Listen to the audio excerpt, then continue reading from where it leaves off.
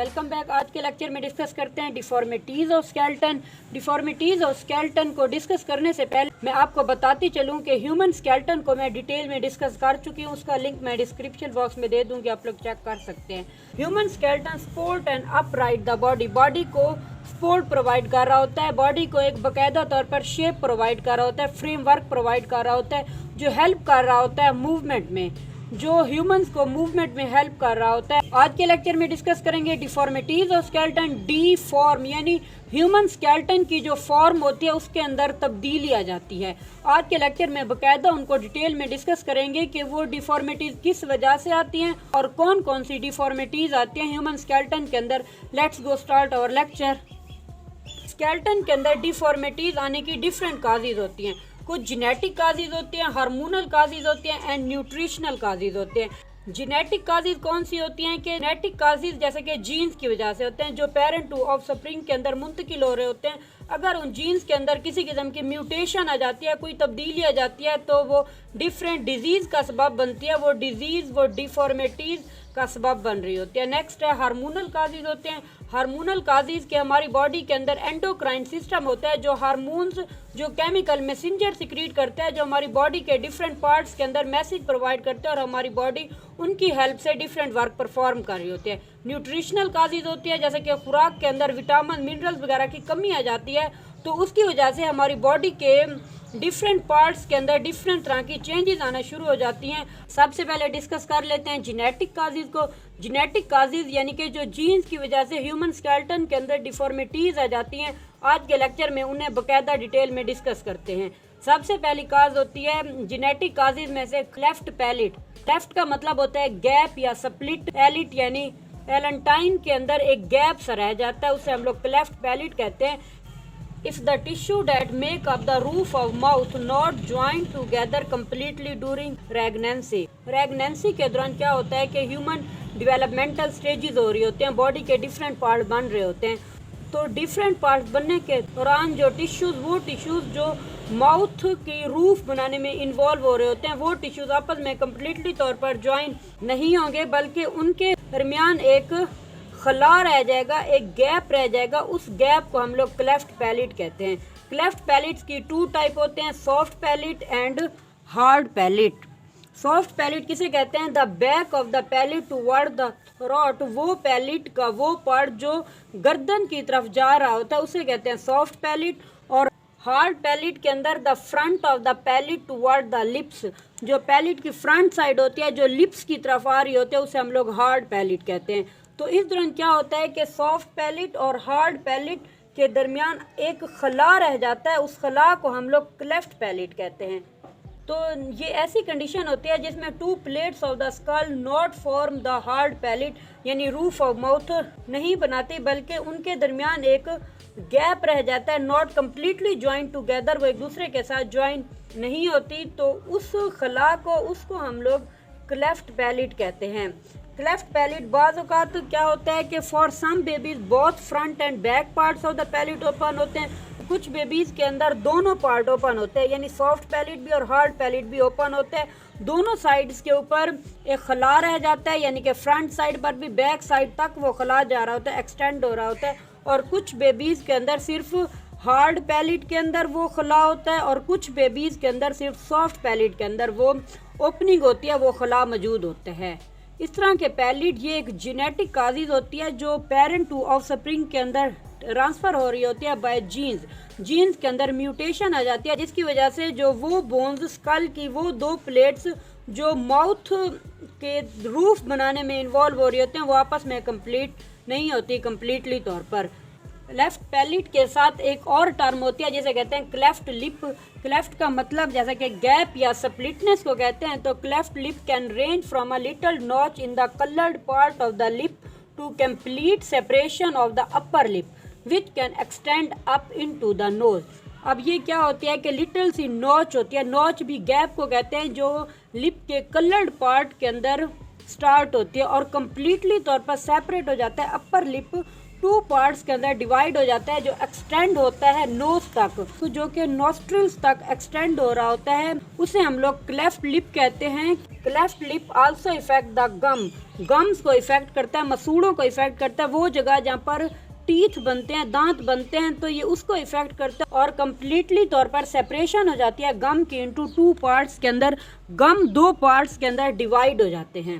Left lip and palate is the most common craniofacial abnormality at the birth. अब cleft lip और cleft palate के लिए एक specific term use की गई है जिसे हम लोग कहते हैं craniofacial problem to do with the skull and face. ऐसी प्रॉब्लम जो स्कल भी जिसके अंदर इन्वॉल्व हो रही होती है और फेस भी इन्वॉल्व हो रहे होता है। स्कल किस तरह, क्योंकि स्कल की two plates that join together and make the roof of the mouth, वो प्लेट्स के अंदर सेपरेशन आ जाती है। वो फेशियल के अंदर भी इन्वॉल्व हो रही होती है क्योंकि फेशियल और लिप्स के अंदर लेफ्टनेस आ जाती है, गैप्स आ जाता है, तो इसे हम लोग रेनियो ऑफिशियल एबनॉर्मेलिटी भी कह सकते हैं जो एट द बर्थ टाइम होती है। इसे कॉग्नाइटल डिजीज भी कहते हैं। ये जो क्लेफ्ट लिप और क्लेफ्ट पैलेट होती हैं ये डिफरेंट टाइप्स की होती हैं।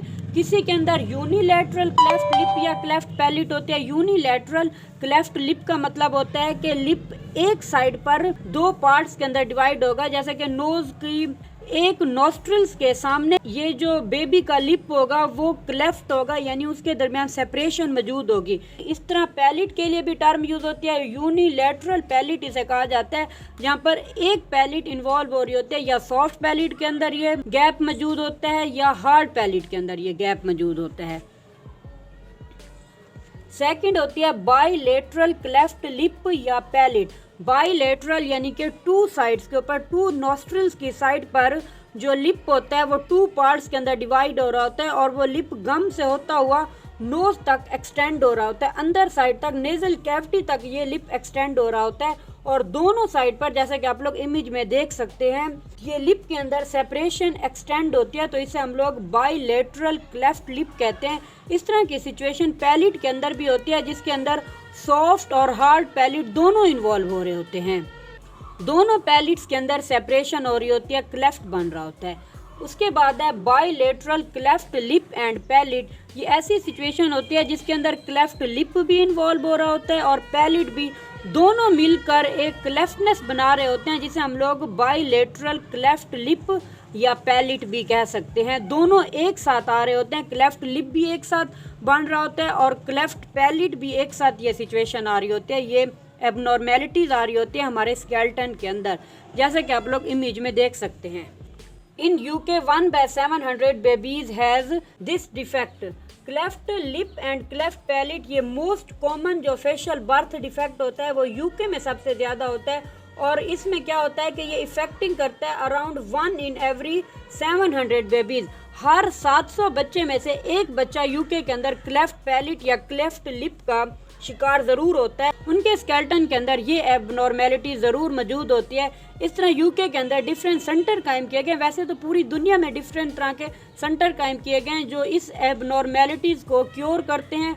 सर्जरी की हेल्प से इसे क्योर किया जाता है तो इसका इलाज मुमकिन है, लेकिन ये take a time and this is very critical situation for the babies to live in this condition, but this is curable disease. कुछ सिम्टम्स देखने को मिले हैं जो क्लेफ्ट पैलेट और क्लेफ्ट लिप का शिकार बच्चे होते हैं उनके अंदर। उनमें से एक होता है कि स्मॉलर लोअर जा या मैंडिबल। लोअर जा मैंडिबल को कहते हैं जो मूवेबल होता है और अपर जा मैक्सिला को कहते हैं। तो वो बच्चे जो क्लेफ्ट पैलेट का शिकार होते हैं या क्लेफ्ट लिप का शिकार होते हैं उनका मैंडिबल थोड़ा स्मॉल होता है as compare to the normal babies. Normal babies की निस्बत इनका मैंडिबल का साइज स्मॉल होता है। क्लेफ्ट पैलेट और क्लेफ्ट लिप का जो शिकार होते हैं बच्चे उनके अंदर प्रॉब्लम होती है इन सकिंग एंड ब्रीथिंग के अंदर प्रॉब्लम होती है।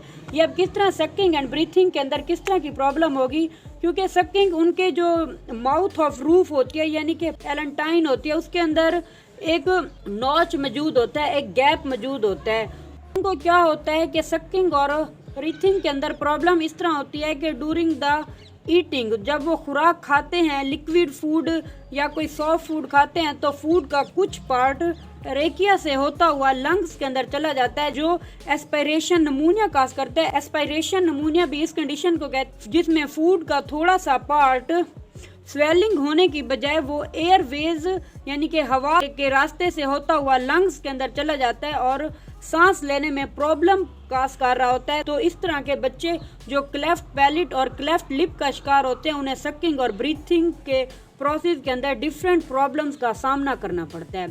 स्पीच एंड लैंग्वेज डिले, ऐसे बच्चे जो क्लेफ्ट लिप और क्लेफ्ट पैलेट का शिकार होते हैं, जिनके स्केलेटन के अंदर ये डिफॉर्मिटीज मौजूद होती हैं, तो उनको स्पीच में और लैंग्वेज को सही तरह से सीखने में कुछ प्रॉब्लम्स का सामना करना पड़ता है। तो ड्यूरिंग स्पीकिंग प्रोसेस के दौरान लिप्स, टंग, एलेंटाइन वगैरह ये सारा फेशियल पार्ट इन्वॉल्व हो रहे होते हैं। ये सारे मसल्स की मूवमेंट के दौरान आवाज़ पैदा होती है। क्योंकि उनके फेशियल स्केलेटन के अंदर ये एबनॉर्मेलिटीज़ मौजूद होती हैं, तो उनको बोलने में प्रॉब्लम्स का सामना करना पड़ता है।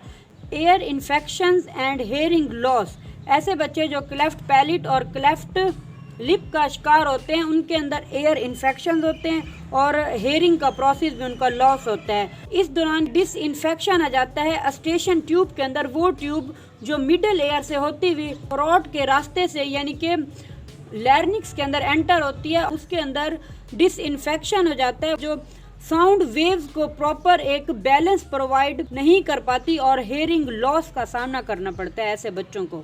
Then these babies face the hearing problems. Genetic causes की वजह से जो डिफॉर्मिटीज और स्केलेटन हो रहा होता है, उसमें सेकंड टाइप है डिजीज की, वो है माइक्रोसिफेली। माइक्रो का मतलब होता है स्मॉल एंड सिफेलिक यानी कि हेड को कहते हैं, स्कल को कहते हैं। This is the condition in which where the baby's head is much smaller than expected. इस कंडीशन के दौरान क्या होता है कि जो बेबी के स्कल का साइज होता है, हेड का साइज होता है, वो नॉर्मल बेबीज की निस्बत छोटा होता है, स्मॉलर होता है। इसे हम लोग डिफाइन करें तो इस तरह कह सकते हैं, the baby brain and head smaller than the normal by birth. Macrocephalic condition तब होती है जब बेबीज का brain has not developed. Baby का ब्रेन प्रॉपरली डिवेलप नहीं कर रहा होता है, बल्कि उसका साइज छोटा हो रहा होता है। ड्यूरिंग प्रेगनेंसी बेबी का स्कल साइज इंक्रीज होगा, तो स्कल के अंदर ब्रेन का साइज जो होगा वो भी इंक्रीज होता रहेगा। लेकिन माइक्रोसिफेली एक अलग कंडीशन होती है, इस दौरान ना तो ब्रेन का साइज इंक्रीज होता है कोई ख़ास, और ना ही बेबी का हेड यानी कि स्कल का साइज इंक्रीज होता है, वो छोटा रह जाता है then the normal. Babies are often have intellectual disability, seizure, coordination and balance problem. Often have intellectual disability, ऐसे बच्चे जो माइक्रोसिफेलिक का शिकार होते हैं, जिनके हेड का साइज छोटा होता है, तो उनकी जहनी सलाहियत कम होती है, वो ना तो सही तरह से नॉर्मल बच्चों की तरह सोच सकते हैं और ना ही वो वर्क परफॉर्म करते हैं जो नॉर्मल बच्चे परफॉर्म कर रहे होते हैं। इनका मेंटल जो लेवल होता है वो नॉर्मल बच्चों की निस्बत कम होता है। सीज़यू से मुराद होता है जो ब्रेन के अंदर कोऑर्डिनेशन सिस्टम मौजूद होता है, इलेक्ट्रिकल एक्टिविटीज हो रही होती हैं जो ब्रेन के फंक्शन को कंट्रोल कर रहे होते हैं, इनके अंदर नॉट डन दिस प्रोसेस, ना ये प्रोसेस होता है कोऑर्डिनेशन का प्रोसेस, और ना इनकी बॉडी के अंदर बैलेंस सिस्टम मौजूद होता है कि वो अपनी बॉडी को बैलेंस रख सकें और वो वर्क परफॉर्म करें जो नॉर्मल बच्चे परफॉर्म कर रहे होते हैं। ये अजीबोगरीब हरकतें करते हुए बच्चे नज़र आ रहे होते हैं, माइक्रोसिफेलिक का शिकार जो बच्चे होते हैं। Coordination and balance problem, body proper तौर पर बैलेंस में नहीं होती और ना ब्रेन के अंदर ये कैपेबिलिटी मौजूद होती है कि बॉडी के डिफरेंट पार्ट के दरमियान कोऑर्डिनेशन प्रोवाइड कर सके, मैसेज सही तरह से प्रोवाइड कर सके और सही तरह से अपना वर्क परफॉर्म कर सके। Not cure but depend upon microcephalic condition, microcephaly एक ऐसी कंडीशन होती है, ये क्योरेबल नहीं होती बल्कि ये डिपेंड करता है, इसका जो ट्रीटमेंट होता है वो डिपेंड करता है कंडीशन के ऊपर। अगर यानी कि ये माइल्ड कंडीशन है माइक्रोसिफेली तो कुछ हद तक क्योरेबल होती है, अगर ये सवेयर किस्म की कंडीशन है तो इट्स नॉट क्योरेबल, तो ये कंडीशन क्योर नहीं होती बल्कि बच्चे को डिफरेंट प्रॉब्लम्स का सामना करना पड़ता है और आखिरकार बच्चे की डेथ हो जाती है इस कंडीशंस के अंदर। लेकिन for proper checkup is necessary for the doctors to cure this problem. Macrocephaly के बाद थर्ड नंबर पर है आर्थराइटिस। आर्थराइटिस ये भी जेनेटिक काज होती है जो पेरेंट टू ऑफस्प्रिंग के अंदर ट्रांसफ़र हो रही होती है। आर्थराइटिस के दौरान क्या होता है कि इन्फ्लेमेशन और स्वेलिंग ऑफ वन और मोर जॉइंट्स, एक या एक से ज़्यादा जॉइंट्स के दरमियान स्वेलिंग आना शुरू हो जाती है, इन्फ्लेमेशन यानी सूजन आना शुरू हो जाती है। जॉइंट्स किसे कहते हैं? जहाँ पर दो बोन्स मीट टुगेदर होती हैं, आपस में मिलती हैं, तो वहाँ पर जॉइंट्स बनते हैं। उन जॉइंट्स के दरमियान इन्फ्लेमेशन या स्वेलिंग आने को आर्थराइटिस कहते हैं। इसके कुछ सिम्टम्स दिए गए हैं। जो पहले नंबर पर सिम्टम्स है वो पेन हो, वो जॉइंट्स जो आर्थराइटिस का शिकार हो रहे होते हैं वहाँ पर पेन स्टार्ट हो जाता है। स्टिफनेस हो जाती है, यानी वहाँ पर अक्कड़पन थोड़ा सा शुरू हो जाता है, खिंचाव पैदा हो जाता है, स्वेलिंग आ जाती है, जैसे कि इन्फ्लेमेशन या स्वेलिंग, सूजन पैदा हो जाती है उस जगह पर। उन जॉइंट्स के अंदर रेडनेस, जो उसके इर्द गिर्द का एरिया होता है वो रेड होना शुरू हो जाता है। This is the symptoms that show the arthritis disease. वो रेड होना शुरू हो जाते हैं, वहाँ पर रेडनेस पैदा होना शुरू हो जाती है। Decreased range of motion, arthritis का शिकार जो जॉइंट्स हो चुके हैं उनके अंदर जो रेंज ऑफ मोशन होता है, हम लोग जानते हैं कि हमारा स्केलेटन हमें मोशन प्रोवाइड कर रहा होता है। बोन्स जो आपस में मिलती हैं, जॉइंट्स बना रही होते हैं, तो उन जॉइंट्स के अंदर मोबिलिटी मौजूद होती है। तो आर्थराइटिस का शिकार जो जॉइंट्स होते हैं उनके अंदर मोबिलिटी का प्रोसेस कम से कम होना शुरू हो जाता है, उनके अंदर मोशन डिक्रीज हो जाती है। क्योंकि वो पर्सन जो आर्थराइटिस का शिकार होता है अगर वो मूवमेंट करे तो उसके अंदर पेन होगा, स्टिफनेस पैदा हो जाएगी और स्वेलिंग पैदा हो जाएगी, जिसकी वजह से उसकी मोशन की जो रेंज होती है वो कम से कम होती जाएगी, डिक्रीज हो जाएगी। आर्थराइटिस को डिफरेंट टाइप्स के अंदर डिवाइड किया गया है। पहले नंबर पर है ओस्टियोआर्थराइटिस। ओस्टियोआर्थराइटिस को ओ ए से रिप्रेजेंट करते हैं। ओ का मतलब होता है ओस्टियो एंड ए का मतलब होता है आर्थराइटिस, ओस्टियोआर्थराइटिस। अब ये कौन सी कंडीशन होती है जॉइंट्स की? Most common type of chronic arthritis, osteoarthritis, ये क्रोनिक आर्थराइटिस की मोस्ट कॉमन टाइप होती है। ओस्टियोआर्थराइटिस को डिफरेंट पीपल डिफरेंट नेम से रिप्रेजेंट करते हैं। कुछ जगह पर इसे डीजनरेटिव जॉइंट डिजीज भी कहा जाता है और कुछ जगह पर इसे वेयर एंड टेयर डिजीज भी कहा जाता है। ये एमसीक्यूज में अक्सर पूछा जाता है कि वेयर एंड टेयर डिजीज किसे कहते हैं, यानी कि ओस्टियोआर्थराइटिस को कहते हैं या डीजनरेटिव जॉइंट डिजीज भी कहते हैं। ओस्टियोआर्थराइटिस के अंदर क्या होता है कि cartilage within a joint begins to break down and the underlying bones begin to change. अब दो बोन्स जहाँ पर आपस में मिलती हैं जॉइंट बनता है, तो उन जॉइंट्स बनने के दरमियान बोन्स की जो एपिफाइजियल एंड होता है, जो ऊपर का एंड होता है, उसके ऊपर कार्टिलेज मौजूद होता है। डिफरेंट टाइप के कार्टिलेज होते हैं। कुछ बोन के ऊपर हाइलिन कार्टिलेज होता है, कुछ के ऊपर फिब्रो कार्टिलेज होता है। Cartilage within a joints begin to break down and the underlying bones begin to change. Cartilage जो दो बोन्स के दरमियान जॉइंट्स बन रहा होता है वहाँ पर मौजूद होता है, जो एक्ट एज अ कुशन के तौर पर काम कर रहा होता है, जो बोन्स की मूवमेंट के दौरान, बोन्स की रगड़ के दौरान जो एक दूसरे के साथ जॉइंट पर रगड़ खा रहे होते हैं, तो उसके अंदर फ्रिक्शन को कम कर रहा होता है। तो वो कार्टिलेज ऐसा ऐसा ब्रेक डाउन होना स्टार्ट हो जाता है, ऐसा ऐसा टूटना शुरू हो जाता है और टूटते टूटते उसकी मिकदार ख़त्म हो जाती है, जो बोन्स के अंदर चेंजिंग स्टार्ट कर देता है। ये चेंज यूजुअली डेवलप होती है, स्लो एंड वर्स होती है ओवर द टाइम। ये जो कार्टिलेज की ब्रेक डाउन का प्रोसेस होता है ये अमूमन बहुत स्लो प्रोसेस होता है, लेकिन जब हो जाता है वो जॉइंट्स जो ओस्टियोआर्थराइटिस का शिकार हो जाते हैं तो सवेयर किस्म का उन्हें प्रॉब्लम्स का सामना करना पड़ता है। तो वक्त के साथ साथ ये बहुत ही ज़्यादा सवेयर किस्म की डिजीज़ बन जाती है। रिस्क फैक्टर ऑफ ओस्टियोआर्थराइटिस, वो जॉइंट्स जो ओस्टियोआर्थराइटिस का शिकार हो चुके हैं तो उन्हें डिफरेंट प्रॉब्लम्स का सामना करना पड़ता है। ये कैसे होता है, ये कौन सी वजूहात होती हैं जो ओस्टियोआर्थराइटिस का सबब बनते हैं जॉइंट्स? इसमें से जॉइंट्स इंजरी, अगर यानी कि अर्सन फॉल होता है, कोई इंजरी वगैरह होती है, तो जॉइंट्स के अंदर जो कार्टिलेज के अंदर ब्रेकेज आना शुरू हो जाती है, उस ब्रेकेज की वजह से भी वो जॉइंट्स ओस्टियोआर्थराइटिस का शिकार हो जाते हैं। Overuse such as the knee handing and repetitive stress on joint, जब नीज वगैरह हैंड होती है यानी झुकती है नीचे की तरफ या बार बार एक ही जॉइंट के ऊपर स्ट्रेस प्रोवाइड किया जाए तो वो जॉइंट भी ओस्टियोआर्थराइटिस का शिकार हो जाते हैं। नेक्स्ट रिस्क है age increase with the age, कि उम्र के साथ साथ जॉइंट्स के अंदर ऑस्टियोआर्थराइटिस की प्रॉब्लम इंक्रीज होती रहती है। यंग पीपल की निस्बत जो ओल्ड एज के पीपल होते हैं उनके जॉइंट्स ऑस्टियोआर्थराइटिस का शिकार बहुत ज्यादा होते हैं। जेंडर को देखा जाए तो जेंडर में मोर इन वोमेन ऑस्टियोआर्थराइटिस का ज्यादा शिकार होते हैं। ऑस्टियोआर्थराइटिस की जो डिजीज होती है वो वोमेन के अंदर ज्यादा होता है as compare to the men. Obesity भी इसकी एक मेन वजह हो सकती है, यानी कि मोटापा हो सकता है। जैसे बॉडी का वेट ज़्यादा होगा तो जो नी के जॉइंट्स होते हैं या डिफरेंट हमारी वेट बेरिंग बोन्स होती हैं तो उनके जो जॉइंट्स बन रहे होते हैं उनके ऊपर ज़्यादा से ज़्यादा प्रेशर होगा, तो रिपीटेटिव स्ट्रेस होगा उन बोन्स के ऊपर, जिसकी वजह से वो बोन्स के जो जॉइंट्स होते हैं वो ऑस्टियोआर्थराइटिस का शिकार हो जाएंगे। ऑस्टियोआर्थराइटिस ऐसी डिजीज़ है जिसका ट्रीटमेंट मौजूद है, तो इसे किस तरह से क्योरेबल बनाया जाता है?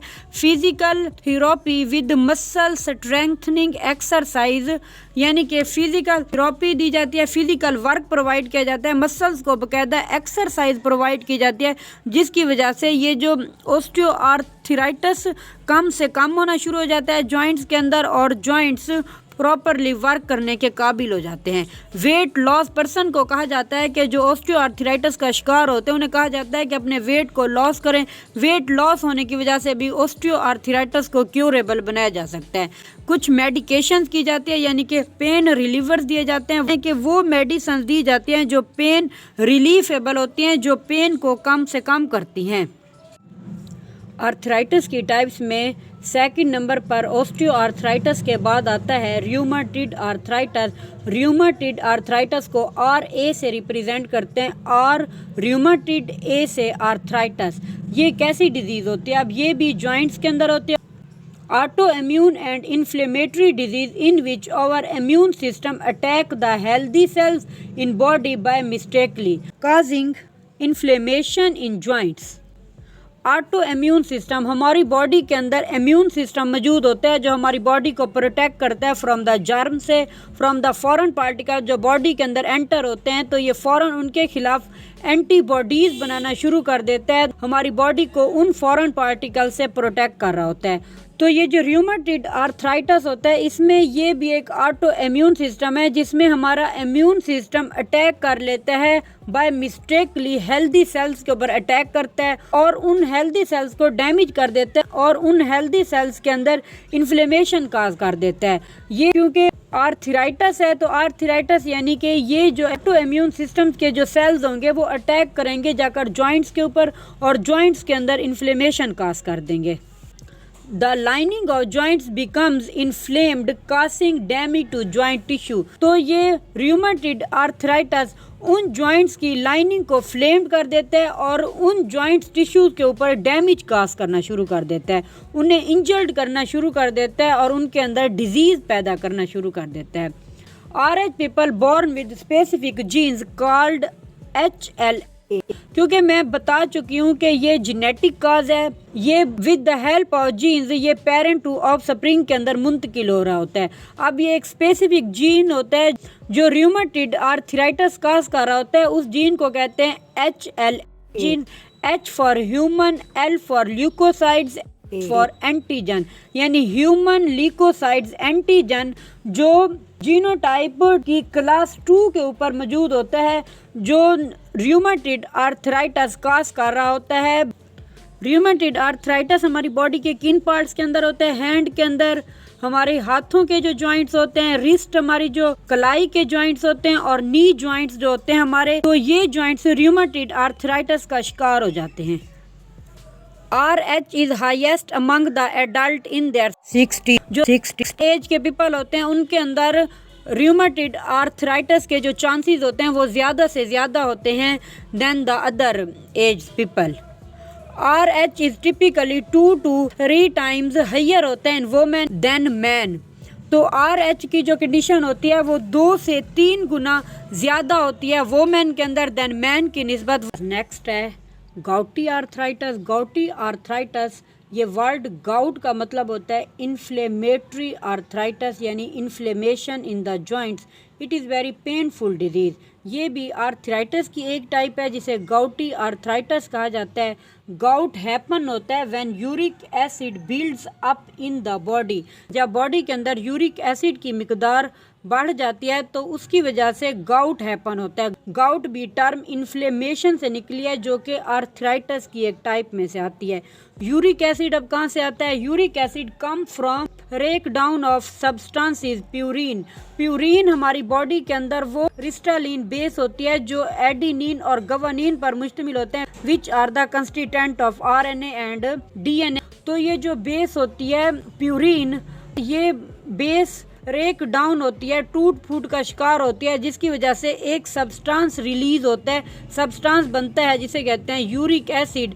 जब इस सब्सटेंस की, इस कंपाउंड की मिकदार बॉडी के अंदर बढ़ जाती है तो उसकी वजह से गाउटी आर्थराइटिस कास होता है। Purine in your body tissues and in the food. हमारे बॉडी टिश्यूज भी प्यूरिन बनाने में इन्वॉल्व हो रहे होते हैं और हमारी फूड के अंदर भी प्यूरिन की मिकदार होती है।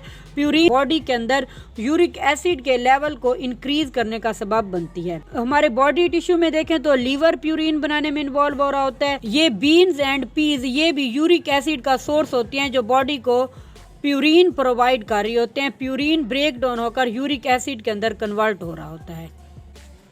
Uric acid dissolve in blood and can build up and form needle like crystals. जब यूरिक एसिड ब्लड के अंदर डिसॉल्व हो जाता है तो ये बॉडी के डिफरेंट पार्ट्स तक पहुंच जाता है during circulation of the blood.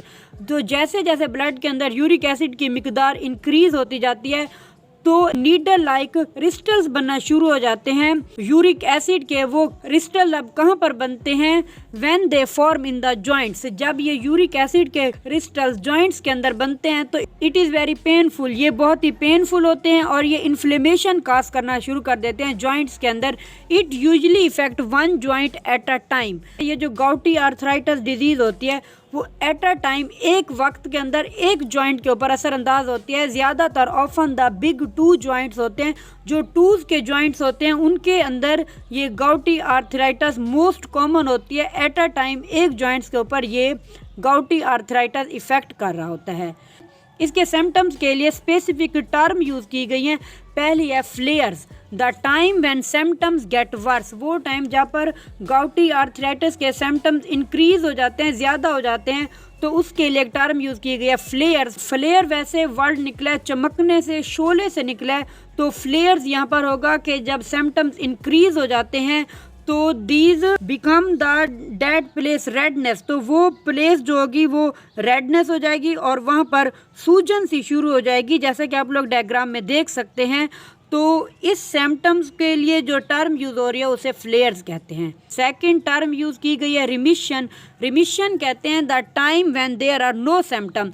वो टाइम्स जब कोई सिम्टम्स शो नहीं हो रहा होता है बल्कि गाउटी आर्थराइटिस का वो जॉइंट्स ऐसा ऐसा शिकार हो रहे होते हैं, वहाँ पर यूरिक एसिड की जो क्रिस्टल्स बन रहे होते हैं उनकी मिकदार इंक्रीज होती जा रही होती है, लेकिन कोई ख़ास सिम्टम बज़ाहिर तौर पर नज़र नहीं आ रहा होता। तो उसके लिए जो वर्ड यूज़ किया गया उसे कहते हैं remission. Thank you so much for watching my lecture. Next lecture के अंदर डिफॉर्मिटीज़ और स्केलेटन में से हार्मोनल काजेज़ को डिटेल में डिस्कस करेंगे। अगर लेक्चर पसंद आया है तो आप लोग चैनल को सब्सक्राइब कर दें, वीडियो को लाइक कर दें और अपने दोस्तों के साथ ज़रूर शेयर करें। अल्लाह हाफिज़।